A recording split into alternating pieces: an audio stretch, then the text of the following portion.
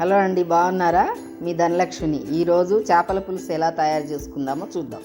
KG చేపలకి దానికి కావాల్సిన పదార్థాలు: ఉల్లిగడ్డ, ధనియాలు, లవంగాలు, అల్లం వెల్లిపాయ పేస్టు, చింతపండు పులుసు, ఉప్పు, కారం, పసుపు, జీలకర్ర మెంతుల పొడి, కొంచెం ధనియాల పొడి. చేపలు ముందుగా కడుక్కొని రెడీగా పెట్టుకొని ధనియాలు, లవంగాలు, ఉల్లిగడ్డలు పేస్ట్ చేసుకోవాలి.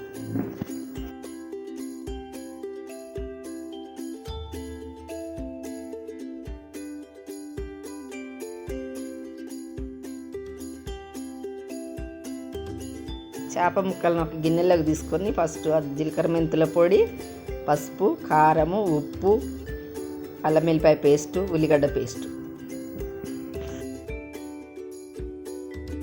ఎంత పేస్ట్ అంతా ముక్కలకు బాగా పట్టించి 10 నిమిషాలు పక్కన పెట్టుకోవాలి.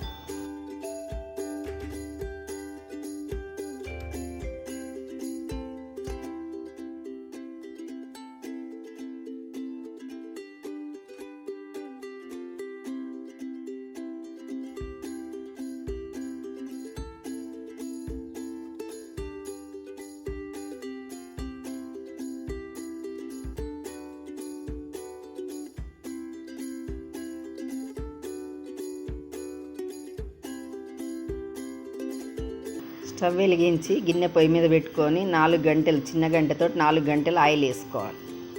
ఆయిల్ వేడెక్కాక చేప ముక్కల్ని ఆయిల్ వేసేయాలి. వెంటనే మనం రెడీ పెట్టుకున్న చింతపండు పులుసుని వేయాలి.